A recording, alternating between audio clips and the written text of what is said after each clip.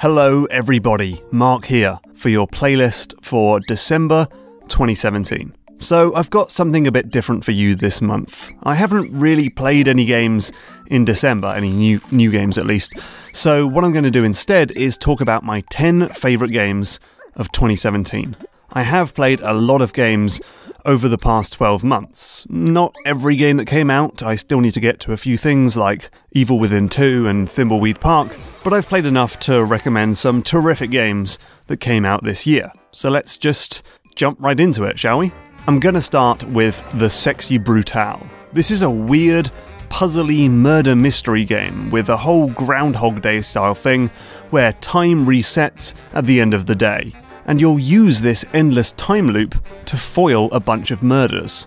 You'll need to sneak around this hotel and figure out how the guests died, who did it, when they did it, how they did it, and so on. And then figure out how you're going to stop it, maybe swapping a bullet for a blank, or trapping the murderer in a cupboard. So it's kind of like a reverse Hitman, only there's only ever one solution to each murder. More like a point-and-click adventure, maybe. And also, you can't ever directly interfere. You're not allowed to be in the same room as another human, so you'll only ever be able to meddle and cause mischief from behind the scenes.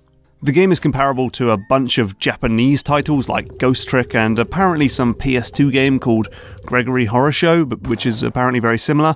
Not sure, never played that one. But The Sexy Brutale stands out because it's got a vibe all of its own. It's got weird bobblehead people and a dollhouse hotel and catchy music. Anyway, I liked this game a lot. It's quite simple and kinda easy, but it's such a clever idea, it's executed well, and it just had my attention until the story wrapped up. It's easily recommended. Though apparently the Switch port is a bit crappy, so maybe hold off on that one. Oh boy, The Legend of Zelda: Breath of the Wild. So I think Zelda strikes this really interesting balance between old and new. It's old because it takes after the earliest Zelda games, in that it's defiantly non-linear and massively open to exploration and discovery. Just like Zelda 1, and very much unlike the more recent Zelda games, Breath of the Wild lets you loose in a giant fantasy kingdom and asks you to create your own path. You can go find shrines, or do side quests, or just see what's over the next mountain. It's a real adventure, and I loved that freeform experience.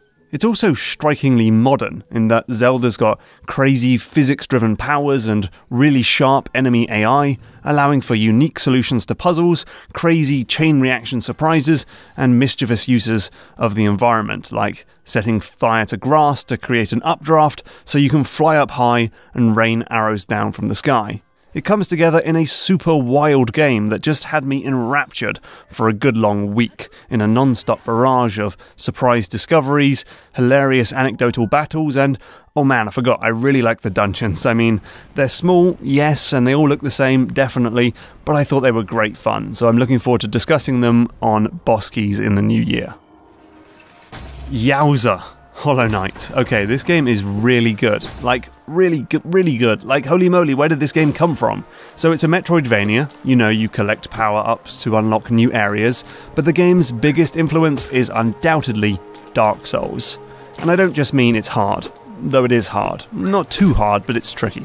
But what it really takes from Dark Souls, the first one I mean, is this surprising feeling that the world just keeps going in any direction that you push. You'll constantly be finding hidden nooks and crannies that in any other Metroidvania would just lead to a small secret, but in Hollow Knight, it opens up to some entirely new area with fresh enemies, bosses, challenges, and more.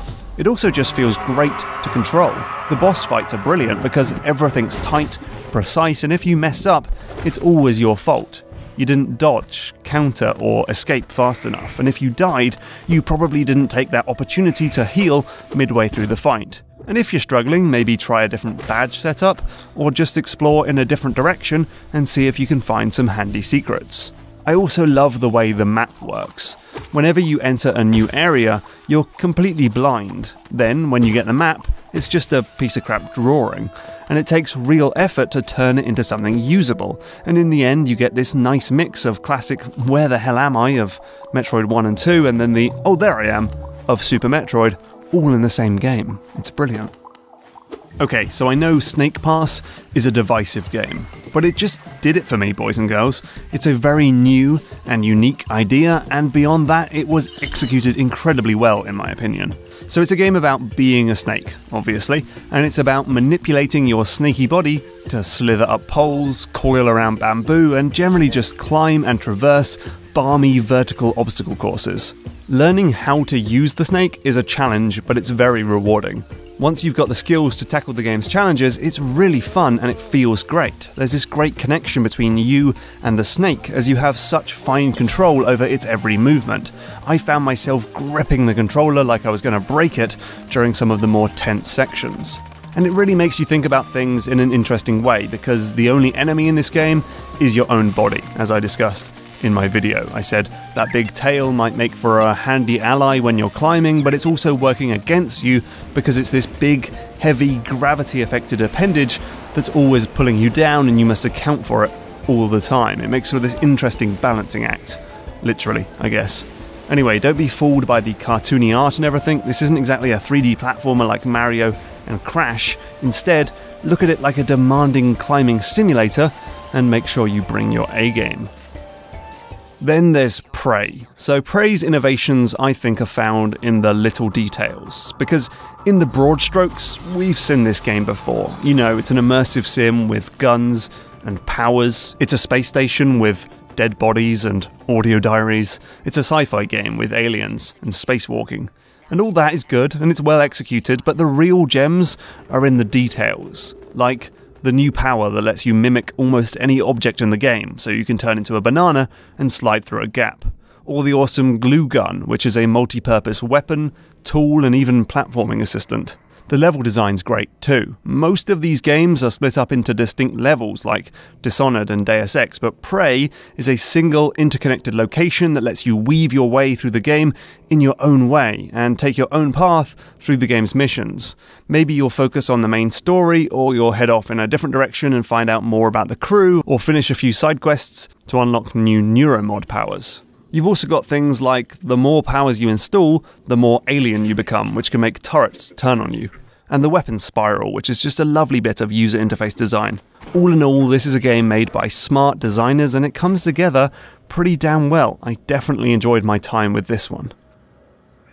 A quick detour into some VR games now. Static is a really smart game that looked at how you play VR games and modelled its entire design around that. So in real life, you're sat down and holding a PlayStation controller, and in the game, you're strapped to a chair and your hands are trapped inside a box. This box is a weird puzzle cube where every button on the PS4 controller is linked to something on the box, so there's this really tactile playfulness as you squeeze triggers, flick analog sticks and push buttons just to see what everything does. And then you get into the actual puzzle solving with some genuinely good little conundrums. There are all sorts of different puzzles, which I really don't want to spoil, so I'll just say that they use almost every aspect of the controller for different things. And once you've done all that, there are even more puzzles that you can do in co-op with a friend who uses their phone to provide clues. All in all, it's one of the best VR games I've played this year. But really, the honour of the best VR game I've played this year has to go to Superhot VR. This is a completely new game, not just a camera mod for the original Superhot, but it of course retains the classic time only moves when you do mechanic, which, it turns out, is perfect for VR and makes you feel like a crazy superhero as you pluck bullets out of midair, throw katanas across the room, deflect bullets with frying pans, and all sorts of other mad tricks. You have complete control over your character, giving you way more options than a typical shooter. Outside of movement, that is. Happily, the game doesn't mess with locomotion. And I don't know, it's just incredibly immersive and enjoyable. I've played some great VR stuff this year, like Resident Evil 7 and Lone Echo, but this is the one to beat. Okay, headsets off, back to the real world, and we're with the run-and-gun gem, Cuphead, a game inspired by 30s animation and 90s video games, which come together for something very new and fresh. Now, I gotta take a moment to admire the sheer artistry on display here. Not only is it a marvel of time and dedication to hand draw all these frames of animation, but the pictures themselves are just beautiful. The bosses are all imaginative, characterful, colourful, and larger than life, which means a huge part of the game's charm is just getting through the game and seeing new enemies. And I kind of feared that that's all Cuphead would end up being, you know, with all the time spent on art, I assumed the gameplay would suffer. But no, it's actually a great game, a retro throwback to games like Gunstar Heroes and Contra, so that, you know, it's a hard-as-nails shooter with a cool parry mechanic, really considered boss attacks, and battles that so rarely trundle into unfairness. It is a challenge, yes, but not too tough, and one that I was happy to keep plugging away at, and it made me very satisfied when I finally triumphed against some of these goddamn dragon boss with the fireballs. Yeah, good game. Love it. So I really liked Uncharted: The Lost Legacy. You know, it's kind of weird. Uncharted games go against pretty much everything I value in games, like expressive mechanics, systemic gameplay, high levels of agency, and so on, but I just can't get enough of this goofy series of pulpy adventure games. Though I must say, I didn't think too much of Uncharted 4. It had a lot of improvement in terms of gameplay, with generally better combat, stealth, and even new stuff like the grapple hook and the car, but I found it to be too serious and po-faced, which really affected the pacing of the game, which turned a roller coaster ride into something a bit slower with a lot of walking and talking, which is why I loved Lost Legacy, which has all the gameplay improvements of 4, but that sense of fun, silliness, and rocket-powered pacing that we haven't really seen since Uncharted 2. So this game stars Chloe and Nadine, and they have a great and interesting relationship which is well explored throughout the game, and it manages to pack so much into just 6 or 7 hours of gameplay, giving the game a non-stop sensation of changing gameplay and changing storylines just as soon as what you're currently doing gets boring. I also loved the Western Ghats level I showed off in my recent video, which finally gave Uncharted some proper exploration and treasure hunting. All in all, this is a great experience, and I really like this idea of DLC that basically just gives you a nice 6-hour version of last year's kind of bloated 20-hour game. And finally, this list hasn't really been in any kind of order, but I thought I would leave my actual favourite game of 2017 to the very end. It is, of course, the incredible Super Mario Odyssey. Yeah, what a video game. I mean, let me just start with the controls and everything. Mario has always been fun to move around, but Odyssey is leaps and bounds beyond his other stuff, and it's all thanks to that cap, which unlocks an incredibly versatile set of moves that makes getting around the levels just so much fun. Then you've got the capture mechanic, which opens up all these really clever bits of gameplay.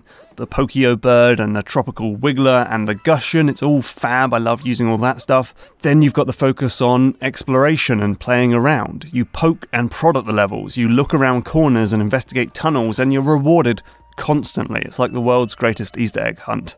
And the levels are great too. There's the towering vertical playground of Steam Gardens, the absolutely ludicrous New Donk City, it's redonkulous, a low poly level, and many more besides. And they're all pretty much completely original ideas, but peppered with Mario throwbacks that appeal to a big nerd like me. The game has also inspired a great speedrunning community, both for people looking to finish the game fast and finish the game with weird conditions like no jumping and using as few capture targets as possible. It's a game that just lets you play it how you want. Though I wish there was a bit more hardcore platforming stuff in there to really show off Mario's new moveset. DLC perhaps? Fingers crossed. Okay, there we have it. Some honourable mentions on the screen now of other games I like this year. Thanks for checking out the playlists in 2017, I hope you've enjoyed them. I'm pretty happy with how they're going, so I think I'll keep the same formula in the new year, and I'll see you in January with the first recommendations of 2018. Thanks so much for your support, and I'll see you soon.